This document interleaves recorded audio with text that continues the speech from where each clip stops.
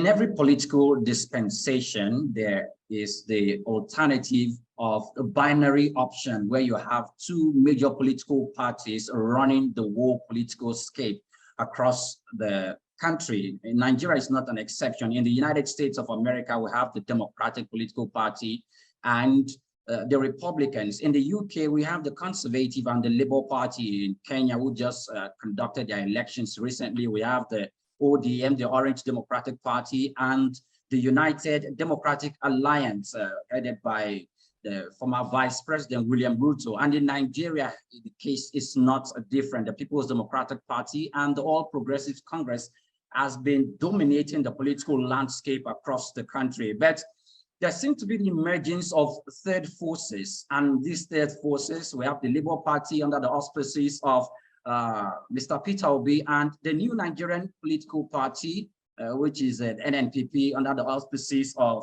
Senator Rabiu Kwakwanso'S. They are not only the parties that constitute the third forces, but let's talk about the NNPP now. At this particular moment, they are not without their inward fracas as well. I have with me the media aide to Senator Rabiu Kwakwanso'S, who is the presidential candidate of the NNPP. Good morning, Mr. Muiwa, and welcome to the program.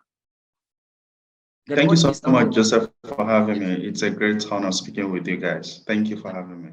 You're welcome. Let's talk about Thank you. Good morning. Yes, let's talk about your political party. Thank you. Can you tell us about your political party? There seems to be infighting in your political party at the moment. Prominent stakeholder in your political party is threatening to defect from the NNPP to other political parties. Could you please give us more information about that?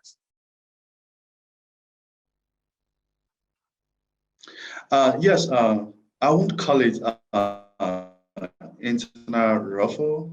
That's not what I'll call it. As you all know, politics is about interest. And you agree with me, the ruffle you're talking about is from the Kano section of the NNPP, new His Excellency Shekarau and the party. So what basically happened, like my principal has rightly said in interview with other media houses, when Senator Shekarau came into the party, there was an election that was done. A primary election has been done. People had won that primary election. So there was no way he's going to promise him tickets that people already won. So people had already won primary elections. And we can't approach these people that already won primary election. Hold on, give us back the tickets. Let's give it to Shekarau people. So you are just going to mess up the whole party. Only doing that, legal battles and all that.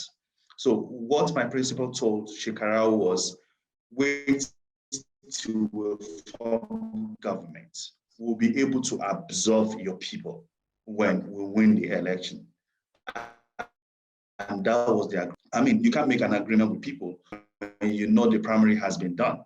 There's no way you're going to make an agreement based on deputy governor.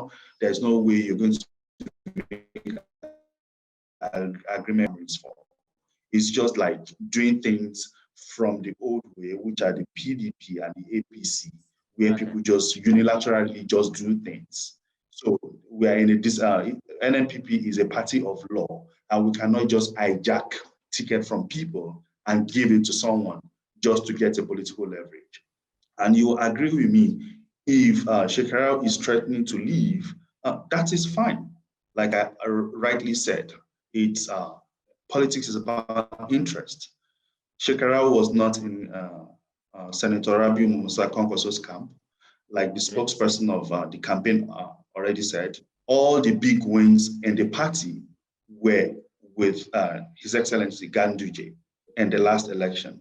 And Honorable Abdulmumini Jubril had said that before, that all of them were in the same camp, yet Senator Kwakwanso beat all of them.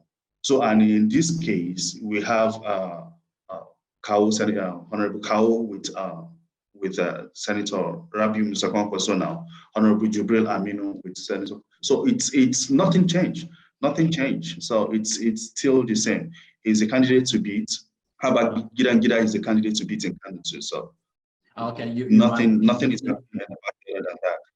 Okay, you will need to defend that particular statement you made by saying that the new Nigerian political party is the or Rabiu Kwakwanso'S is the candidate to beat. But let's talk about Shekarau and his grievances within your political party. If Shekarau leaves, there's an established fact that its supporters that he came with when he was defecting from the other political party to your party might as well live within. Would that not leave a dent in your political party and beat down your chances in 2023? No, I don't think so. We just came back from Kano yesterday, and that's not what is on ground. A lot of people, what we discover in politics, recent politics, is that a lot of people do politics online. A lot of people just do politics online, say stuff online, but that's not what is actually happening on ground. We just came back from Kano last night. We went to Bauchi, and from Bauchi, we went to Kano and flew into Abuja yesterday. And that's not what is happening in Kano. Shekarau's people are saying, if you leave, we are not living with you. We can't be moving around. You left PDP, you complain about the same thing about Ganduje,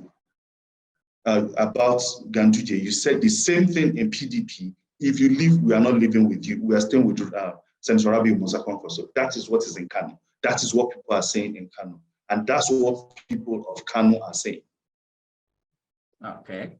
Okay, well, let's still talk about your political party within the confines of the third forces. When we talk about the third forces, before now, in 2019, I beg your pardon, in 2015, there was also third forces, and someone like Kingsley Moalu fronted himself, Professor Pat Utomi himself fronted. There was a particular time, the late legal sage himself, Gani Fahimi, even came to be someone who actually bailed the cat in one of the third forces that came forward in Nigerian political landscape. Now, in this particular era, it looks like the NNPP itself is making a massive move. And from the history of the political land of politics in Nigeria, it doesn't look like the third forces have ever made any mark. Do you think the NNPP has the political muscle to change this trend? Yes, we have the human capacity, we have the support of the people to change the narrative. And the truth of the matter is the APC has actually given us a leverage for people to look at the alternatives that they have. And I can tell you the alternative. So they have performed so badly that Nigeria they've tried PDP. And Buhari came with the slogan change. If something is so perfect, Buhari will not win with the message change. And when he came in, he was actually worse than PDP. And Nigeria has tested these two parties, and they're tired of both of them. So initially, the reason why third forces has not been able to make effective change or effective opportunity or chance has been that they moved from PDP. People moved from PDP. Okay, PDP was in government. Then come APC. They changed from PDP and changed to APC. So people see what APC can offer right now. You can't say they changed from PDP to APC. People are looking at the alternative. You can't say they changed. There was actually infighting in PDP, and some governors left. And some governors did left, but they left on the basis of the fact that things were not done right in PDP. My principal was one of them, and he left. He was actually part of the people that formed APC. But when they got to APC, they discovered that it's actually worse than where they were coming from. And that is why you saw a lot of them moved back to PDP. But my principal said, no, we can't move back to things that we know already is not good. So it's like, okay, this is worst. Let's go back to what is bad. So, and that is why you see him move to a party a move that you will never see a Nigerian politician do. You will never see them go to a new party, a relatively new party, and galvanize people through that. They would rather be moving from two major parties. But you can see my principal moving from APC and to PDP, then back to a new party entirely instead of staying in PDP. And that is why he said, see, these people are really bad. These people are bad. Then he moves to APC. They are worst. Then he moved back to PDP, and things didn't change. So, and that's why he felt, okay, let's look into all these parties that already has been registered. New Nigerian People's Party was registered 21 years ago. And that is why he said, okay, so if you're saying that third forces has not been given chance in the country, it's because when PDP came in, we all tried APC. We discovered that they are worst. So Nigerians are now going to try a new Nigerian People's Party, as the name suggests. We are going to try a new Nigeria and see how that goes. And I can guarantee you, with the track record of Senator Rabiu Kwakwanso'S, we're in safe hands. Okay, let's make a little bit of comparisons here, and let me take you back to before the Independent National Electoral Commission (INEC) mandated all political parties vying for political offices come 2023 general elections to conduct their national congresses which made them to present their presidential candidates and deputy presidential candidates and all of that. Before then, there's been talks. There's been a plan in the pipeline that your political party, your principal, was going to have a conversation with the presidential candidate of the Labour Party in person of Peter Obi, with the intention or the expectation that your political party was going to collapse its structure and there will be a merger. Why didn't that happen? Yeah, that's, I don't know why media keep bringing NNPP and Labour Party merging talks back all the time. It's been done a long time ago. They don't want to merge, and that's how it is. So it's better we all move on from it and compare notes and antecedents of these candidates. And I feel that's where the conversation should be, because the merger talk has been long gone. So the conversation should shift from the merger talk to, okay, what does this candidate has to offer Nigerians? Okay, now, since you've said that we should move from the merger talk and focus on the antecedents of the individual candidates of the Labour Party and the NNPP, your political party, give us some of the antecedents of Senator Rabiu Kwakwanso'S, who was a governor in Kano State, that of the strides that was done by Peter Obi in Anambra State seems to be on the public fore, and it looks like people don't ask questions before they get that. So could you please inform us on some of the laudable projects or some of the laudable policies that Senator Rabiu Kwakwanso'S did while he was governor of Kano State? Thank you so much for asking me this question. And I want to make a correction from what you said. Okay. If you are going to talk about the achievements of His Excellency Peter Obi and Senator Rabiu Kwakwanso'S, both of them are not on the same wavelength. Let's get that clear. Senator Rabiu Kwakwanso'S. Oh, that's your perspective. No, it's not. Records are there to verify. We are not asking you to go verify. The facts are there. Okay. Pictures, evidence are there. Testimonies are there. We are not going to ask you to go to Kano.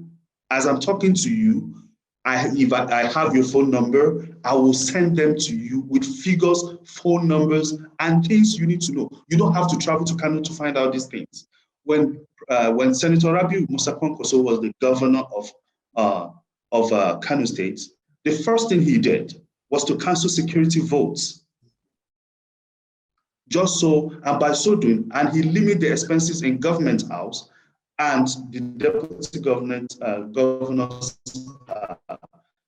office. by so doing, they save 500 million a month. And when he was a governor, when he was a governor, he sent 4,700 Kano indigents.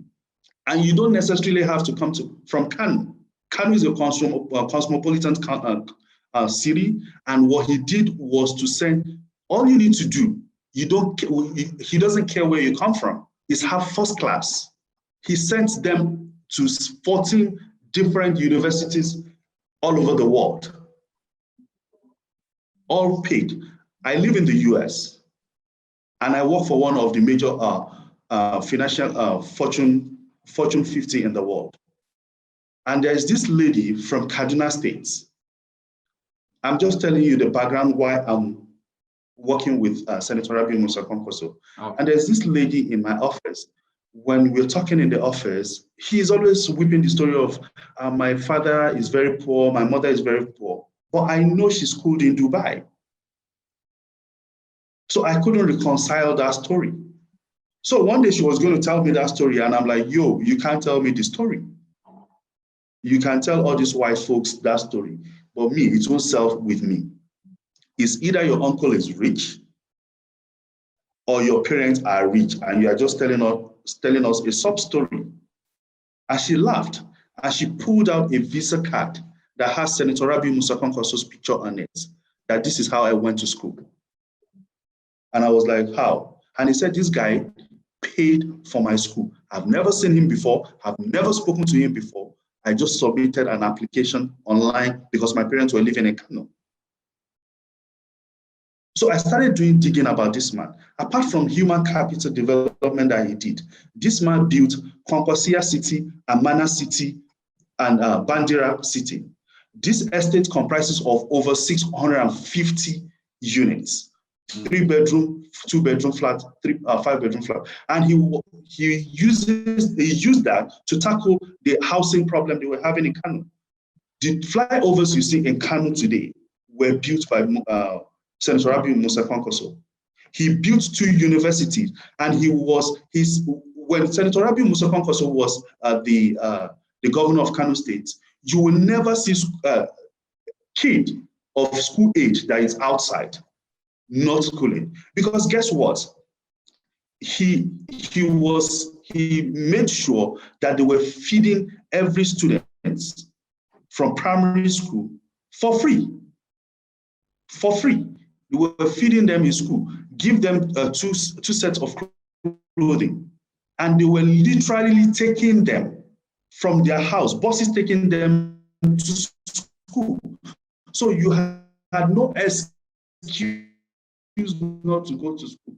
And that's the reason why they call him Mr. Education, because guess what? He's human development. When Senator Rabiu Kwakwanso'S was doing all of this, he owed no one. Guess what? He met a lot of government. He paid all. Okay. And never borrowed a dime for all these projects. Okay, Mr. Muyiwa, let me interrupt you. Not a dime. Okay, let me come in here. We will come back to this discussion, but we will be taking it further a little bit. But before then, let's quickly go on a break. When we return, we will continue this discussion and we will take it to another level. Do stay with us.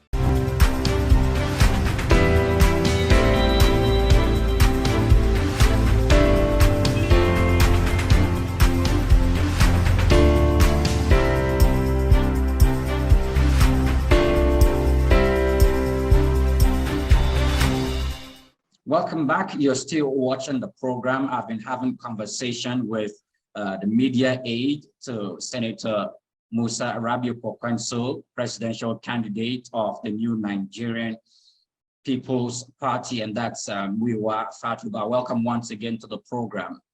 Now, thank you. Before we went on a break, you were telling me about some of the exploits of Senator Rabiu Kwakwanso'S. Let's move away from that part of discussion back to still within the confines of the third force. But there's this saying in Nigerian politics that most of the third forces are being sponsored by the major political parties. That's the binary political parties, which has to be the people, the All People Progressives Congress, or the People's Democratic Party. The aggrieved factions of this political party can secretly be sponsoring third forces. And given the fact that your principal defected from the People's Democratic Party, he moved to APC, then from APC, you went to join the NNPP.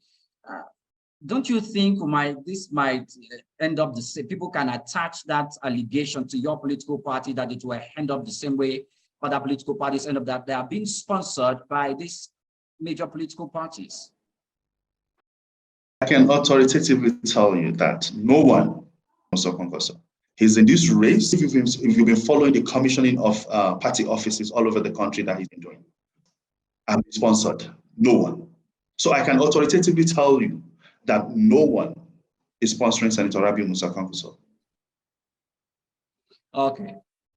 If that's the case, let's talk about what happened in Maiduguri recently. Your political party secretariat in that part of the country was shot recently, and the senatorial representative of that constituency was arrested by the police force. Why? What happened? Tell us about it. It's funny. It's so happening in a democratic country, because it's an extremely terrible thing. We were in Bauchi, commissioning our offices in Bauchi State, and we got a call saying our office was locked. And it was so sad, because of all the places, I don't think it's Maiduguri that should do that to. And the reason is this: Senator Kwakwanso'S was the only person, was the first governor when Borno was attacked, was the first governor, even before the federal government ever attended to them. Senator Rabiu Kwakwanso'S was the first governor that gave them money to relocate their people, even before federal government did. Senator Rabiu Kwakwanso'S when he was the governor, was the same person that took 100 kids that their parents were killed. Okay. By Boko Haram. Senator Kwakwanso'S brought these 100 kids from Borno State, built them a school, and 100 kids. So it's surprising. It's surprising, and that's a test the ruling party is of Senator Rabiu's on ground, and they are really terrified, grassroots, and that's why they are doing that. Saying online, the kind of followership he has, saying online, the kind of support. And they're scared that if that turns out going to be the same, because he's a guy, because I can't find any reason why they would do anything like that. I see no reason why they should do that other than that. That's the only reason that makes sense. That's the only reason that makes sense. I was asking if you think your political parties can, give a credible run for the People's Democratic Party, the All Progressives Congress, and other political parties that will be contesting in the race, objective response in that for 2023 elections? Of course, they know that. Of course, see, this is the thing. Politics is local. And Senator Rabiu Kwakwanso'S is the only politician in Nigeria that runs a party based on ideology. You can check his antecedent. What's the ideology? He knows that. The masses are ideology? What's the ideology? Socialism. And everybody knows that. They know he's following. They know the people, the talakawas, the poor, they know they love him. And guess what? APC and PDP has subjected virtually everybody, the larger percentage of Nigeria, to the poor. So his constituents constitute the higher number in the country. And they know that. They know that. Initially, when the campaign started, they said he can only have Kano. Later, they said Northwest. Later, they said North. But they failed to understand. So yesterday, the gubernatorial candidate in Oyo State unveiled the deputy governor. Did you see the kind of crowd they pulled there? So all over the country, everybody is yearning for something new, and they know the antecedent of Senator Rabiu Kwakwanso'S, and they're going to support NNPP come to 2023, and that's the fact. I mean, what is APC supposed to campaign about? That they will build on the legacy of His Excellency Muhammadu Buhari? Or what is PDP meant to campaign about? Okay. But we have what to talk about. Okay, Mr. Muiwa, sorry, let me interrupt you briefly. Now, in 2 minutes, as the strength of your political party in the South and the southeastern part of the country. I'm sure you know our vice presidential aspirant is from Edo State, which is South. And that can tell you that we have grounded people there. And there's another factor that millennial politicians don't play. And that factor is that Senator Rabiu Kwakwanso'S has a movement, a group called Concosia. Okay. And they are in 36 states of this country. And they are in larger number. You will be surprised your cousin may be Concosia.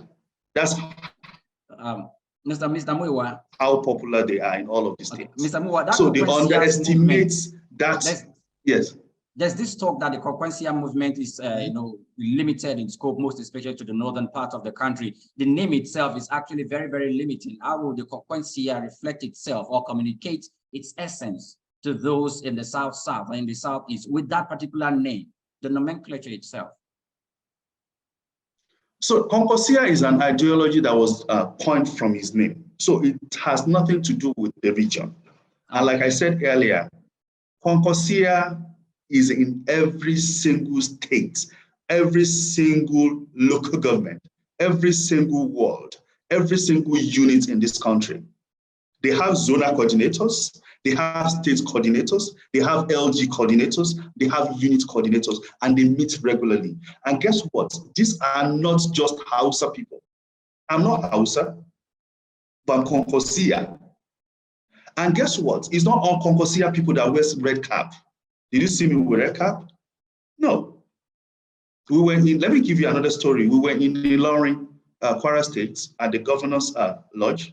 We went to say hi to the governor since we were in Kwara State. And a woman came out, literally crying from government house, one of the government house staff, crying. And my boss was surprised. Why are you crying, madam? And he said, I used to live in Kano. You sponsored 2 of my kids abroad to go study. I've never met you before. This is the first time I'm meeting you. That is a Yoruba man, a woman from Ilorin. And you'll be surprised the number of people that comes like that. You enter flights and pilots will come out and tell you sponsor them. They are not Hausas. Some of them are Yoruba, some of them are Igbos. Okay. All right. And that is That is why it's surprising when people underestimate his following in the Southeast and South-South.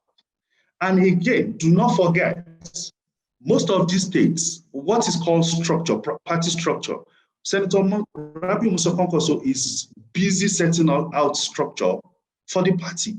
What people don't realize is that most of these states, NNPP has governors, they have gubernatorial candidates, they have House of Representative candidates, they have House of Assembly candidates, and these people will work for the ticket from the top down to the last person.